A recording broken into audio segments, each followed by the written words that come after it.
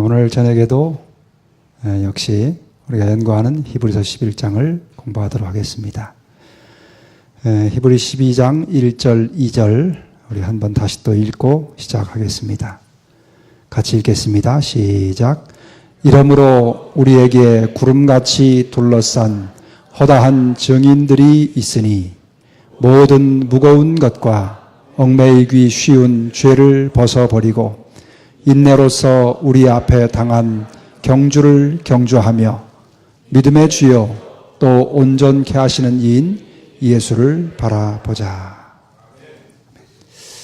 여러분 한 주일 동안 사시면서 좀 힘드셨습니까? 혹시 어려운 시험을 당하신 성도님도 계십니까? 우리 앞에 허다한 증인들이 있습니다. 우리와 동일한 이 땅에 살면서 믿음으로 승리한 우리의 많은 믿음의 승리자들이 증인들로 있습니다. 그들을 바라보고 다시 한번 모든 무거운 것과 얽매이기 쉬운 죄를 벗어버리고 인내하면서 우리 앞에 당한 경주를 경주하고 우리 앞에 계신 믿음의 주여 또 온전케 하시는 이인 예수님을 바라보십시다. 그래서 예수님 때문에 용기와 힘을 얻게 되시기를 바랍니다. 저희가 히브리서 공부한 지가 이제 8번째 시간입니다. 이제 5장 공부를 오늘 마치겠는데요. 5장 지난 시간에 아벨의 믿음에 대해서 공부했습니다. 여러분, 아벨의 믿음을 우리가 두 가지를 말씀을 드렸습니다. 첫째는 아벨의 믿음은 어떤 믿음이었다고 그랬지요? 그 자신을 구원하는 믿음이었다고 그랬습니다. 아벨의 믿음은 아벨이 가지고 있던 그 믿음이 그를 의인으로 만들었고 또 그를 구원하기에 넉넉한 그런 믿음을 간직하고 있었습니다. 그래서 믿음으로 아벨은 가인보다 더 나은 제사를 하나님께 드림으로 의로운 자라 하시는 증거를 얻었다 그랬어요. 의로운 자라 하는 증거를 얻었다고 하는 것은 그가 의인이었다는 말입니다. 그가 의인이었다는 말은 그가 구원을 얻은 사람이라고 하는 의미이기도 합니다. 그 다음에 두 번째는 아벨은 가인보다 더 나은 제사를 드렸다 그랬어요. 아벨은 그가 가지고 있는 그 믿음이 그로 하여금 하나님 앞에 상달되는 하나님께서 받으실 만한 제사를 드리기에 넉넉한 그런 믿음을 가지고 있었습니다. 그래서 아벨은 그의 믿음이 그를 구원했고 또 그는 그가 가진 믿음을 따라서 하나님께서 받으시는 아름다운 산 제사를 드리는 그런 삶을 살았습니다. 오늘 이제 아벨의 믿음에 대해서 나머지 부분을 좀 살펴보겠습니다. 같이 좀 읽겠습니다. 히브리 11장 4절입니다. 함께 읽습니다. 시작. 믿음으로 아벨은 가인보다 더 나은 제사를 하나님께 드림으로 의로운 자라 하시는 증거를 얻었으니 하나님이 그 예물에 대하여 증거하심이라. 저가 죽었으나 그 믿음으로써 오히려 말하느니라. 오늘 이제 아벨의 세 번째 믿음, 여기 저가 죽었으나라고 하는 말이 있습니다. 아벨은 죽었습니다. 그렇죠? 그런데 죽었는데 그냥 자연적인 삶을 다 마치고 죽은 것이 아닙니다. 아벨은 그가 믿는 믿음을 인해서 그는 죽임을 당한 사람입니다. 다시 말하면 그는 순교자의 최후를 맞이했습니다. 그래서 아벨이 가지고 있는 믿음은 사실은 그로 하여금 이 땅에서 평탄한 삶을 살지 못하게 했습니다. 아벨은 그의 믿음으로 인해서 고난을 받았습니다. 여기서 우리는 뭘 좀 생각해 보냐면 왜 믿음으로 신실히 살았던 의롭게 그를 만들고 구원을 받기에 넉넉하고 하나님께서 받으실 만한 제사를 드렸던 그 의인인 아벨이 고난을 당했냐 이겁니다. 왜 핍박을 받아서 순교자로서의 죽음을 당할 수밖에 없었는가 하는 것입니다. 기독교 시대를 쭉 살펴보면 하나님의 말씀과 뜻대로 살았던 소위 의인들은 거의 다 핍박을 받았습니다. 우리는 그런 의인들이, 신실한 믿음의 사람들이 핍박을 받고 고난을 당할 때 우리는 의아해야 합니다. 왜 하나님을 신실히 잘 믿음에도 불구하고 고난을 당하는가?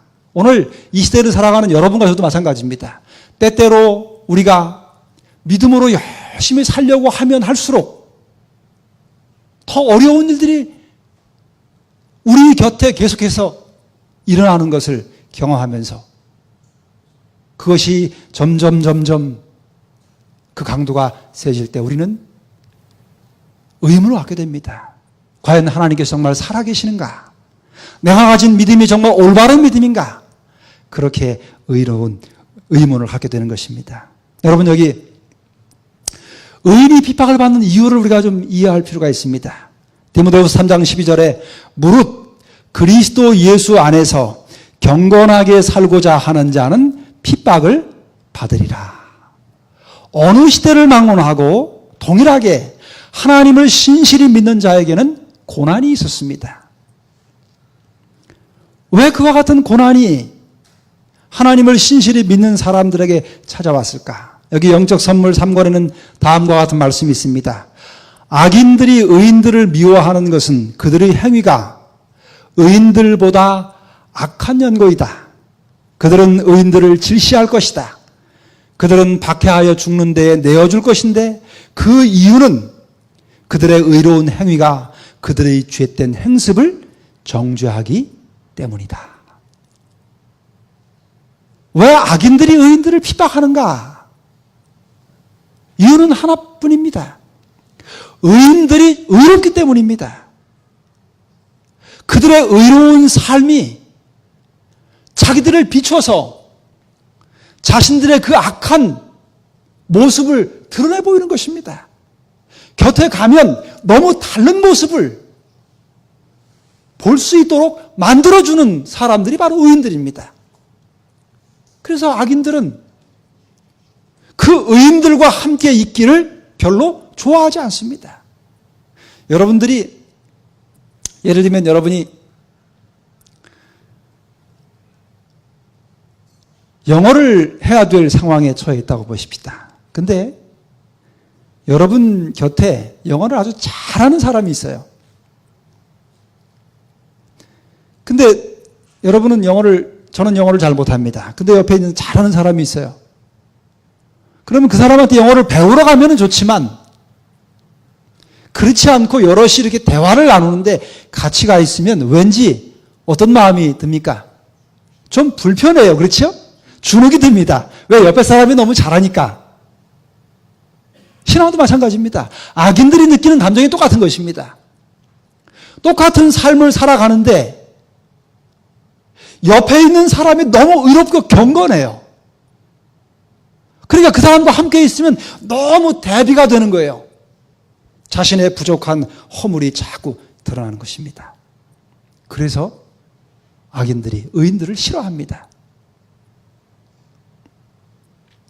여러분, 아벨이 죽임을 당한 이유가 무엇인가요? 여기 성경에 요한일서 3장 12절에 가인같이 하지 말라. 저는 악한 자에게 속하여 그 아우를 죽였으니 어찐 연고로 죽였느냐? 자기의 행위는 악하고 그 아우의 행위는 의로움이니라. 아벨이 형 가인으로부터 미움을 받고 죽임을 당한, 살해당한 이유는 아벨이 뭔가를 잘못해서가 아니에요. 가인은 자기 동생하고 있으면 자기가 너무 누추한 게 드러나는 것입니다. 그래서 3장 요한복음 3장 20절에 보면 악을 행하는 자마다 빛을 미워하여 빛으로 오지 아니하나니 이는 그의 행위가 드러날까 함이라. 얼굴에 뭔가 이렇게 흉이 있고 또 뭔가 이렇게 좀 얼굴이 반질하지 못하면 밝은 곳에 자기 얼굴을 노출시키는 일이 부담스러울 수밖에 없습니다. 그래서 밝은 곳에 자기 자신을 두는 일을 피하는 것입니다. 부자한 자 77쪽에 악한 자의 정신으로 충동을 받은 가인은 그가 아벨을 지배할 수 없다는 것을 보았을 때 크게 노하여 아우를 살해하였다. 악인들이 보니까 의인들이 너무 의로워요. 그래서 의인들한테 이야기를 해도 그 의인들이 너무 요지부동입니다. 같이 좀 죄도 짓고 같이 좀 더러운 데도 좀 같이 가고 했으면 좋겠는데 같이 안 가는 거예요. 말을 잘 안 듣습니다. 그러니까 어떻게 해요? 그러니까 불편한 겁니다. 그래서 같이 있는 그 의인의 모습을 보기를 원치 않아서 그 의인을 죽인 것입니다. 여러분, 예수님이 왜 죽임을 당하셨습니까? 누가복음 23장에 보면은 저를 십자가에 못 박게 하소서, 십자가에 못 박게 하소서, 그렇게 외쳤습니다. 예수님이 죄가 있어서 십자가에 못 박힘을 당한 게 아닙니다. 하나님의 말씀대로 그대로 순종하는 삶을 사셨음에도 불구하고 예수님은 가장 극악한 죄인의 누명을 쓰고 십자가에서 돌아가시게 된 것입니다. 하나님의 말씀을 순종하는 삶을 살았음에도 불구하고 시련이 닥쳐온 것입니다. 여기 같은 부자 자에 이렇게 기록합니다. 하나님의 충실한 종들의 품성에서 반사되는 하늘의 빛이 밝으면 밝을수록 경건하지 않은 자들의 죄는 더욱더 분명히 드러나며 그들의 평안을 깨트리는 하나님의 종들을 죽이고자 더욱더 단호하게 노력할 것이다. 여러분이 혹시 믿음의 삶을 사시면서요, 하나님 말씀대로 순종하며 살았음에도 불구하고 계속해서 어려움이 찾아오고 시련이 찾아오고 누군가 여러분을 너무 힘들게 한다면 여러분은 원망하고 불평하지 마십시오. 왜냐하면 그것이 여러분이 하나님의 말씀대로 신실히 살아간다는 증거이기 때문에 그렇습니다. 적당히 타협하면서 같은 부류에 같은 범주에 들어가면 절대 미움을 당하거나 핍박을 당하거나 그런 대상이 되지 않습니다. 그러므로 하나님의 백성들이 신실한 믿음을 가지고 살 때에 하나님의 말씀에 전적으로 순종하는 삶을 살았음에도 불구하고 시련과 핍박이 계속해서 다가온다면 그것은 여러분이 하나님의 말씀대로 굳게 서 있다고 하는 증거입니다. 그러므로 기뻐하고 감사하는 마음을 갖는 것이 필요할 것입니다. 그렇다면 이와 같은 시련과 핍박이 언제까지 하나님의 백성들에게 찾아올 것인가? 여기 가인과 아벨에 대해서 부자한자는 이런 말씀을 기록합니다. 가인과 아벨은 종말 때까지 이 세상에 있을 두 부류의 사람들을 대표한다. 언제까지요? 종말까지. 다시 말하면 세상의 마지막까지 이 두 부류가 같이 간다는 이야기입니다. 그러므로 여러분, 시련과 핍박은 조금 지나면 좀 줄어들겠지, 없어지겠지 라고 생각하지 말아야 합니다. 여기 같은 책에 하나님의 율법의 의로움을 옹호하는 사람들이 있는 곳에는 어디에나 그들을 증오하는 동일한 정신이 나타날 것이다. 각 시대를 통하여 화형주를 세우고 장작더미에 불을 붙여 그리스도의 제자들을 태워 죽인 것은 바로 이 같은 정신이다. 여러분, 시련과 핍박은 우리가 이 땅에 사는 동안에요, 멈추지 않을 것입니다. 그러나 여러분, 우리에게 희망이 있는 것은요, 여기 다음과 같은 말씀이 있습니다. 그러나 예수의 제자들에게 가하여진 잔인한 행위는 사단과 그의 부하들이 그들을 자신들의 지배 아래 복종시킬 수 없기 때문에 선동한 짓이었다. 이것은 정복당한 원수의 분노이다. 예수의 순교자들은 모두 승리자로 죽었다. 비록 죽임을 당하긴 했지만 그들은 모두가 다 승리한 사람들로 마지막 장식을 했던 사람들입니다. 여기서 우리가 한 가지 기억해야 될 것이 있어요. 오늘 여러분, 시련과 핍박이 여러분의 삶에 찾아오기를 원하십니까? 아니면 평안함에 찾아오기를 원하십니까? 당연히 평안함이지요. 우리 집사님. 네, 그렇습니다. 우리가 평안함을 갈망합니다. 그런데요, 여기 이런 말씀을 좀 들려드리고 싶습니다. 같이 읽을 필요가 있습니다. 함께 읽어보겠습니다. 오늘날 시작. 오늘날 교회가 주의해야 할 더욱 중요한 문제가 또 하나 있다. 박해의 불이 거의 꺼진 듯이 보이는 것은 무슨 이유인가? 그 유일한 이유는 교회가 세속적 표준과 타협하여 별로 반대를 받을 일이 없는 까닭이다. 계속 읽습니다. 그리스도교가 세상에서 인기가 있는 유일한 이유는 죄와 타협하는 정신 때문에, 그리고 하나님의 말씀의 위대한 진리들이 너무도 무시되고 있기 때문에, 그리고 교회 내에 활력이 넘치는 경건이 거의 없기 때문이다. 마지막 단락이 있습니다. 시작. 초대교회의 신앙과 능력이 되살아날 때에 박해의 정신은 다시 나타날 것이며 핍박의 불길은 다시 타오를 것이다. 여러분, 오늘 하나님의 교회에 시련과 박해가 없는 이 현상은 어찌 보면 감사한 일일 수 있습니다. 그러나 영감의 그런 우리에게 이런 경고를 하는 것입니다. 세상이 하나님의 교회를 핍박하지 않은 유일한 이유가 있다면 그것은 하나님의 교회가 세상의 표준과 타협해서 별로 반대를 받을 일이 없기 때문입니다. 더 나아가서 그리스도교가 세상에서 인기가 있는 이유는 진리를 죄와 타협하는 정신이 교회 안에 있기 때문입니다. 하나님의 위대한 진리들을 소위 하나님을 믿노라고 하는 백성들이 무시하기 때문이라고 기록하고 있습니다. 활력이 넘치는 경건이 교회 안에 거의 없기 때문에 사단이 박해할 일이 없는 것입니다. 만일에 초대교회의 그 뜨거운 신앙과 성령의 능력이 다시 되살아나게 될 때에는 초대교회 성도들이 당했던 그 핍박의 불길이 다시 타오르게 될 것입니다. 우리는 이와 같은 시기가 오기를 학수고대합니다. 왜냐하면 그와 같은 시기가 와야 다시 오시겠다고 약속하신 주님이 속히 오실 것이기 때문에 그렇습니다. 여러분, 지금은 평안한 때입니다. 시련과 박해가 찾아올 것입니다. 그 찾아올 시련과 박해를 믿음으로 당당히 이기고 승리할 수 있도록 준비할 수 있는 절호의 기회는 바로 지금입니다.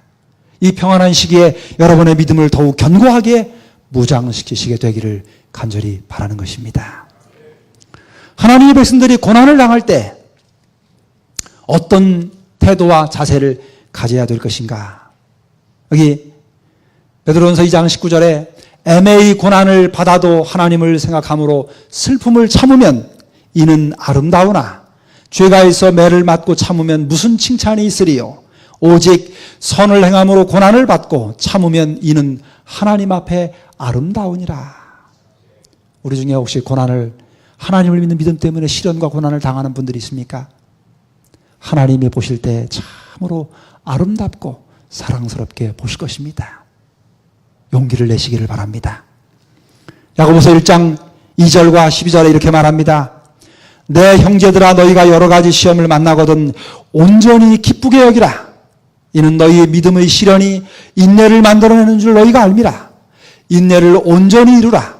이는 너희를 온전하고 구비하여 조금도 부족함이 없게 하려 함이라. 시험을 참는 자는 복이 있도다. 이것이 옳다, 이것의 옳다 인정하심을 받은 후에 주께서 자기를 사랑하는 자들에게 약속하신 생명의 면류관을 얻을 것임이니라. 여러분, 하나님께서요, 시련을 허락하시는 것은 쓸모없는 무가치한 사람에게 시련을 허락하시지 않으십니다. 하나님께서 귀히 보시고 하나님께서 귀히 쓰실 만한 그릇을 준비시키기 위해서 하나님은 시련을 허락하시는 것입니다. 그 시련을 통해서 하나님은 당신의 귀한 목적을 이루실 뜻을 가지고 그 영혼들을 준비시키기 위해서 시련을 허락하십니다. 그러므로 여러분, 이렇게 생각하시면 좋습니다. 여러분이 믿음으로 정말 진실되이 하나님 말씀대로 순종하며 사는데 계속해서 시련과 고난이 다가온다면 여러분은 행복자입니다. 그런 분들이 있다면 그들은 정말로 하나님께서 그들을 사랑하시는 사람들입니다. 그들을 귀한 그릇으로 사용하시기를 원하시는 그런 대상임을 기억하시기 바랍니다. 그 시련이 기간이 끝나면 하나님께서 그를 연단시키시고 귀한 도구로 틀림없이 사용하실 것입니다. 여러분, 여기서 우리가 이런 생각을 해볼 필요 있습니다. 순교자가 되는 건 아무나 되는 것이 아니지요. 그렇지요? 독실한 믿음과 하나님께 대한 전적인 신뢰심을 가지고 말씀대로 사는 사람들이 진실한 믿음으로 사는 그 끝에 순교자가 되는 것입니다. 그런데 여러분, 가장 위대한 순교자는 누굴까요? 저는 시간을 주면서 이런 생각을 해봤습니다. 진짜 순교자보다 더 어려운, 더 위대한 순교자는 살아있는 순교자라고 생각이 됩니다. 여기 사도행전에 이런 말씀이 있습니다. 같이 읽어볼까요? 함께 있습니다. 시작. 그의 열심으로 그가 순교자의 죽음을 당한다 할지라도 사랑으로 행하지 아니하였다면 하나님께서는 그를 미혹을 당한 광신자나 야심만만한 위선자로 여기실 것이다. 여러분,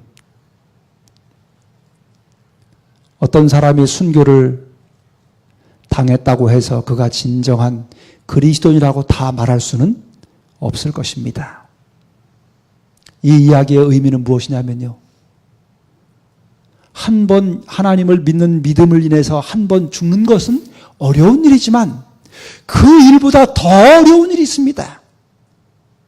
그것이 무엇이냐면 날마다 자기를 죽이는 살아있는 순교자가 되는 것입니다. 날마다 삶에서 그리스도를 인하여 죽고 또 죽고 또 죽는 날마다의 순교자가 되지 않으면 최후의 순교자가 절대로 될 수 없다는 사실을 기억하시기 바랍니다. 그의 날마다의 삶에서 죽고 또 죽는 그 경험이 없이 어느 날 갑자기 혹 예수님을 믿는 믿음으로 죽은 순교자가 있다면 오늘 이 말씀에 해당이 될 것입니다. 최후의 참된 구원받은 순교자가 되기 위해서 우리가 해야 될 일이 있습니다. 그것이 무엇이냐면 이것입니다. 바울은 그의 편지 가운데 이런 말씀을 읽겠습니다. 형제들아, 내가 그리스도 예수 우리 주 안에서 가진 바 너희에게 대한 나의 자랑을 두고 단언하노니 나는 날마다 죽노라. 고린도전서 15장 31절에 기록된 말씀입니다. 내가 그리스도와 함께 십자가에 못 박혔나니 그런즉 이제는 내가 산 것이 아니요 오직 내 안에 그리스도께서 사신 것이라. 이제 내가 육체 가운데 사는 것은 나를 사랑하사 나를 위하여 자기 몸을 버리신 하나님의 아들을 믿는 믿음 안에서 사는 것이라. 이 두 소절의 말씀의 의미가 무엇입니까? 바울은 날마다 죽는 순교자였습니다. 그렇게 날마다 그리스도를 인해서 그리스도와 함께 십자가에서 죽고 또 죽고 또 죽은 그 바울이 드디어 로마의 형장에서 자신이 믿는 그 믿음을 인하여 자기가 바라보는 그 영원한 내세를 바라보고 마침내 날마다 죽고 죽었던 그 연장선상에서 바울은 마지막 최후의 순교자로서 단두대에서 그의 목이 잘려지는 위대한 순교자로서의 최후를 맞이하게 된 것입니다. 여러분이요, 때로는 화염대에서, 때로는 십자가에서, 때로는 단두대에서 죽어가는 이 땅의 수많은 위대한 순교자들 모두가 그들의 삶에서 날마다 죽는 살아있는 순교자들의 삶을 살았던 사람들입니다. 그러기에 그들이 최후의 마지막 순간에 자신이 믿는 그 믿음을 인하여 위대한 순교자로서의 삶을 마칠 수 있었던 것임을 우리는 꼭 기억해야만 될 것입니다. 순교자는 어느 날 갑자기 이루어지는 것이 아닙니다. 오늘 이 평안한 시대에 날마다 그리스도를 인하여 자아를 죽고 그리스도 앞에 드리는 살아있는 순교자들이 되시기를 간절히 바랍니다. 어떻게 하면 우리가 살아있는 순교자가 될 수 있을까? 여기 살아있는 순교자가 되는 법을 한 3가지만 제안을 드리고 싶습니다. 첫째는요, 하나님을 기쁘시게 하는 삶의 목적을 가지고 살라고 하는 것입니다. 여러분, 여기 고린도서 10장 31절에 그런즉 너희가 먹든지 마시든지 무엇을 하든지 다 하나님의 영광을 위하여 하라 그럽니다. 마태복음 6장 33절에 너희는 먼저 그의 나라와 그의 의를 구하라. 그리하면 이 모든 것을 너희에게 더하시리라. 여러분, 수많은 사람들이 신앙을 하는 동기는 딱 2가지입니다. 교회에 나오는 모든 사람들의 신앙의 동기는 딱 2가지입니다. 그것은 둘 중에 하나인데요. 하나는 자신을 기쁘게 하기 위하여 교회에 나오는 사람이 있을 수 있습니다. 또 하나는 하나님을 기쁘게 하기 위한 목적으로 나오는 사람이 있습니다. 모든 교회 안에는 그리스도는 이 둘 중에 하나입니다. 예외가 없습니다. 하나님을 믿고 교회를 나오고 하나님께 믿음을 드리는 모든 그리스도인들의 그 성격은 딱 2가지예요. 자기 자신을 위해서 나오든지 하나님을 기쁘시게 하기 위해서 나오든지 둘 중에 하나입니다. 여러분은 어느 쪽이십니까? 가인은 자기 자신을 기쁘게 하기 위해서 제사를 드렸습니다. 자기 만족을 위해서 자기의 농산물을 갖다가 제사를 드렸는데 그 제물이 연락되지 않았습니다. 그래서 자기 만족과 자기 기쁨을 드렸는데 연락되지 않으니까 화가 났어요. 그리고 그 사실이 잘못했다고 하는 것을 지적하는 자기 아우 아벨이 미웠습니다. 그래서 그 아우를 죽인 것입니다. 여러분, 곰곰이 생각해 보십시오. 여러분이 하나님을 믿는 이유가 무엇입니까? 여러분이 하나님 앞에 나오는 이유가 무엇입니까? 여러분 자신을 기쁘게 하고 여러분 자신을 만족시키기 위한 것입니까? 아니면 하나님을 기쁘게 하기 위한 것입니까? 여러분 스스로는 알 수 있을 것입니다. 이 둘 중에 살아있는 순교자가 되는 방법은 하나님을 기쁘시게 하기 위한, 나 같은 죄인을 구원하신 그 놀라우신 사랑의 하나님을 감사하고 그 하나님의 그 큰 사랑에 너무 감격해서 그 사랑에 보답하고자 하는 마음을 가지고 하나님 앞에 나온다면 그는 하나님을 기쁘시게 하기 위한 목적으로 하나님께 나오는 그리스도인이라고 말할 수 있습니다.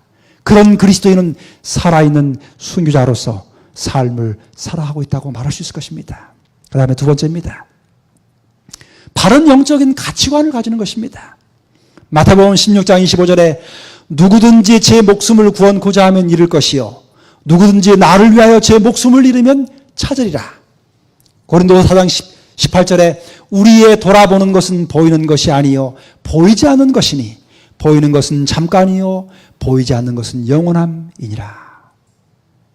여러분, 그리스도인을 살아가는 삶의 목적도 둘 중에 하나입니다.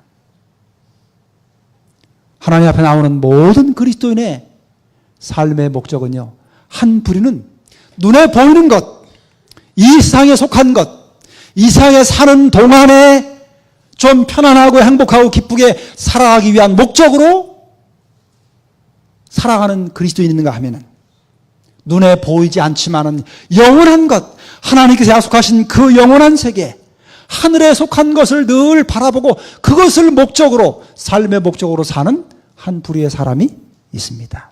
둘 중에 하나입니다. 여러분이 살아가는 목적은 무엇입니까? 어느 쪽이십니까?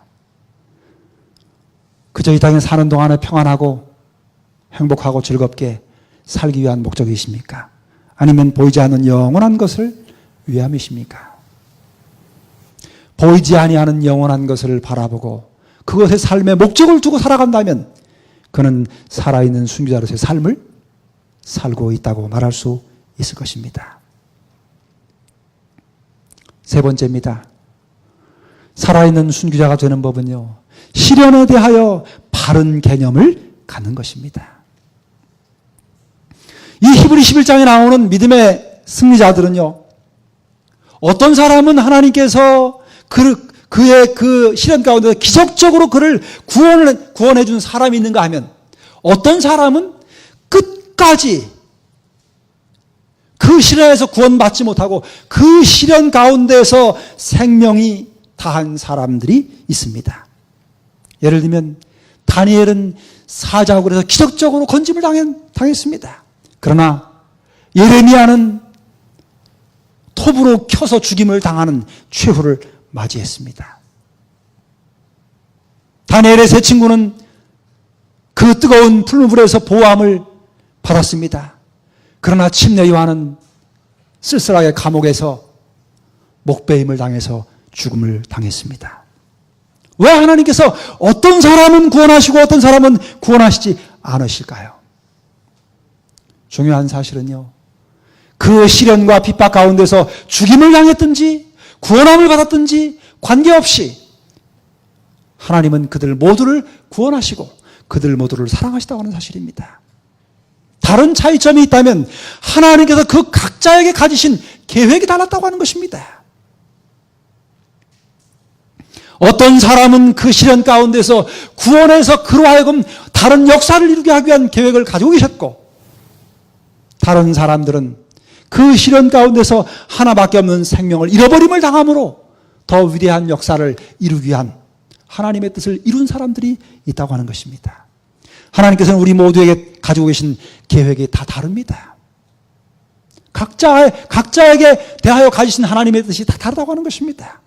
오늘 우리 각자가 자기 자신에게 가지신, 자신을 향하신 하나님의 뜻이 무엇인지를 깨닫고 그 뜻을 받아들이고 그 하나님의 계획에 자신을 기꺼이 바치는 일이야말로 오늘 살아있는 순교자로서의 삶을 살아가는 방법인 것입니다.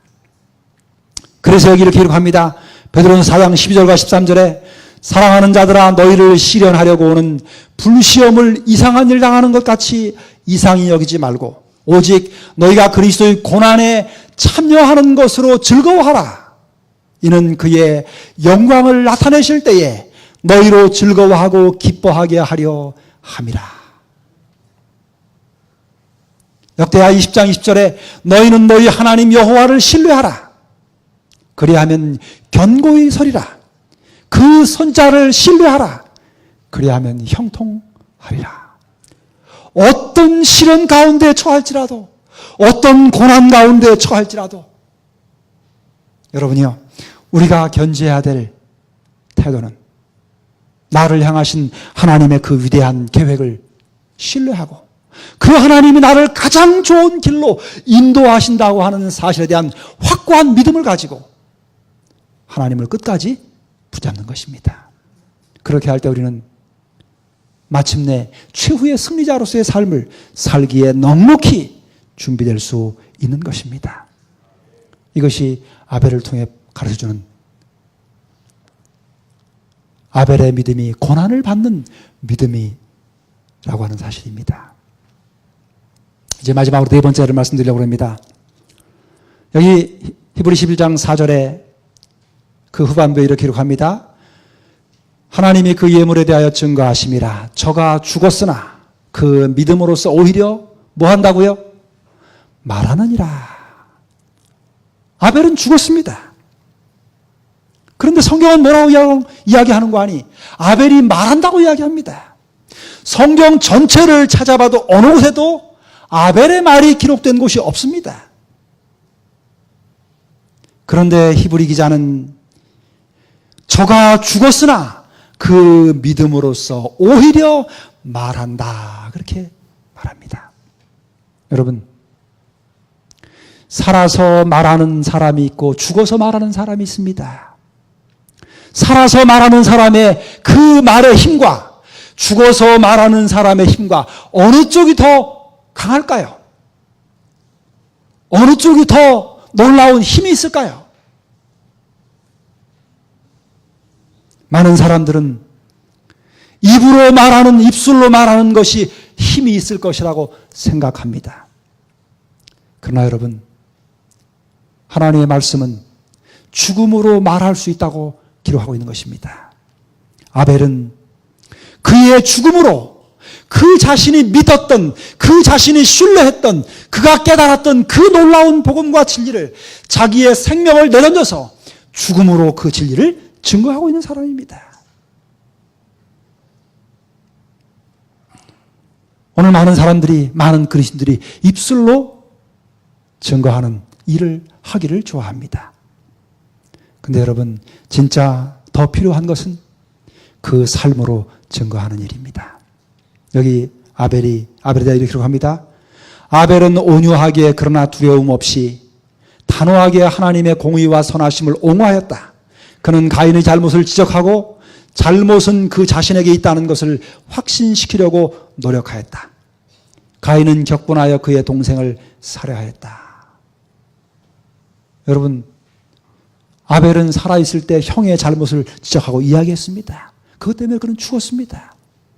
더 이상 가인은 아벨의 입술로부터 들려오는 이야기를 들을 수 없었습니다. 듣지 않게 됐습니다. 그러나 가인의 마음속에 끊임없이 되살아나는 그의 뇌리에 들려오는 끊임없는 그 음성이 있었습니다. 그것은 자기가 쳐서 죽인 동생의 그 죽음을 통해서 들려오는 이야기였습니다. 가인이 살아있는 동안에 그는 죽은 아우의 소리를 거절할 수 없었습니다. 아벨이 죽음으로써 증거한 그의 증거의 핵심이 무엇일까요? 여러분, 아벨은 그의 피로 증거했습니다. 아벨의 증거의 핵심을 여기 이렇게 기록합니다. 아벨은 구속의 대원칙의 의미를 파악하였다. 그는 자신이 죄인인 것과 죄와 그 죄의 형벌인 죽음이 그의 영혼과 하나님과의 교통을 가로막고 있는 것을 보았다. 그는 죽임을 당한 제물, 즉 희생된 생명을 드림으로 범해진 바 된 율법의 요구를 승인하였다. 그는 흘려진 피를 통하여 미래의 희생, 즉 그리스도께서 갈바리의 십자가에서 죽으시는 것을 바라보았다. 그리고 그곳에서 이루어질 속죄를 의지함으로 그가 의로워졌으며 그의 제물이 받으신 바 되었다는 증거를 얻었다. 여러분, 아벨이 증거한 그 핵심이 무엇이냐면은 그리스도의 피로 말미암아 자신이 의롭게 했다고 하는 사실을 아벨은 증거했습니다. 주님이 십자가에서 당신의 피로 온 인류의 죄가 속죄함을 받았다고 하는 사실을 증거하신 것처럼 아벨도 자신의 피를 통해서 그리스도의 그 보혈의 공로를 증거하는 일에 참여한 사람인 것입니다.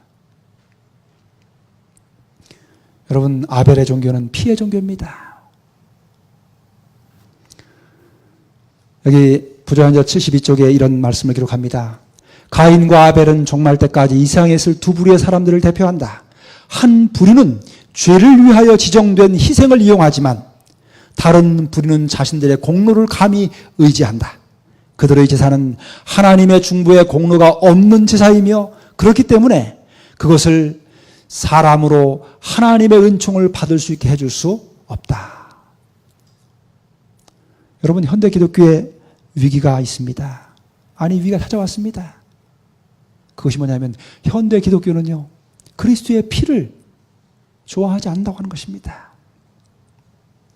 피 없는 종교, 속죄함이 없는, 속죄의 필요성을 별로 느끼지 않는 그런 종교를 갈망하고 좋아하는 것입니다.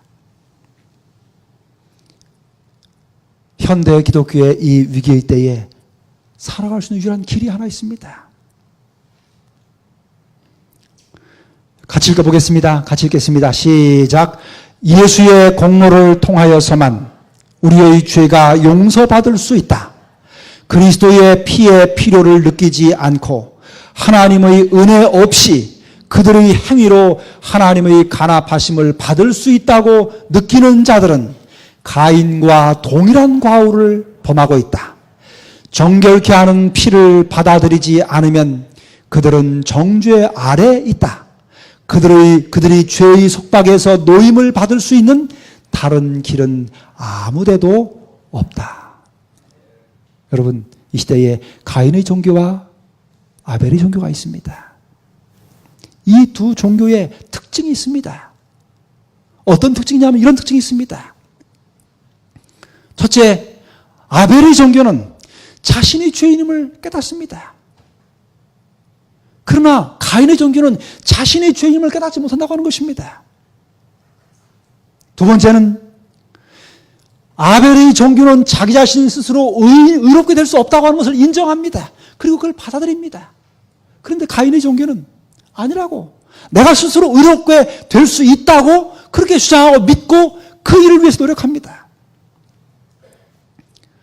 아벨의 종교는 자신이 스스로 의롭게 될 수 없다고 하는 사실을 알기에 오직 구주의 보혈의 필요를 절실하게 느끼는 것입니다.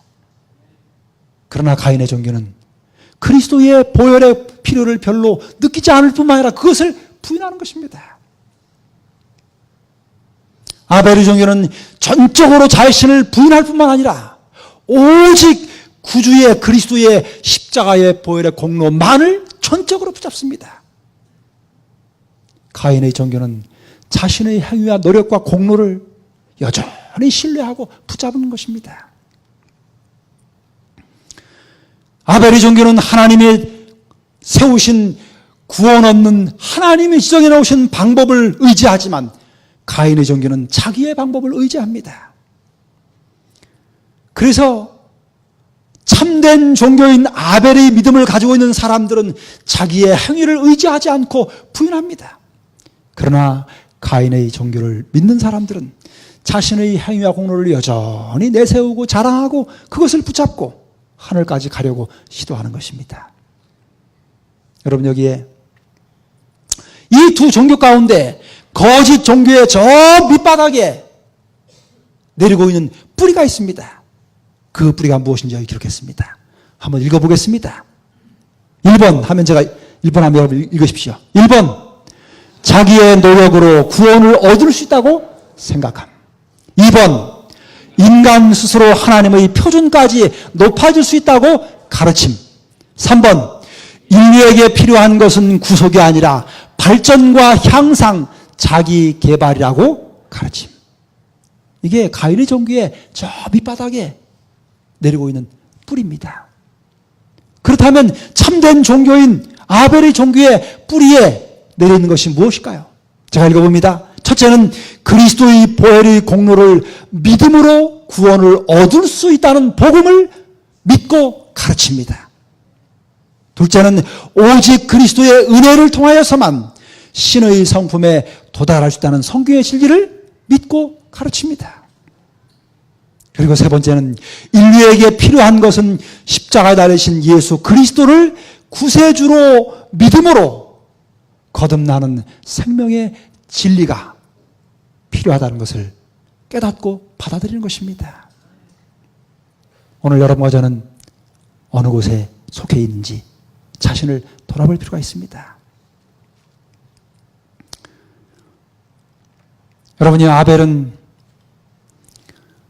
이 놀라운 복음을 믿고 자신이 믿는 바를 자신의 피를 흘려서 그 생명의 진리가 영원하고 올바르다고 하는 것을 친히 증거한 믿음의 승리자입니다. 오늘 우리 모두도 아벨처럼 우리가 믿는 바를 우리 자신의 것으로 받아들이는 그 귀한 놀라운 복음을 증거하기 위하여 필요하다면 우리의 생명까지라도 기꺼이 바칠 만한 그런 믿음의 승리자들로서 끝까지 살아가셔서 주님 오시는 날 착하고 충성된 종이라고 하는 자신의 피로 자기의 믿음을 증거한 아벨처럼 위대한 믿음의 승리자의 반열에 우리 모두가 함께 들어가시게 되기를 간절히 바라면서 말씀을 마치겠습니다.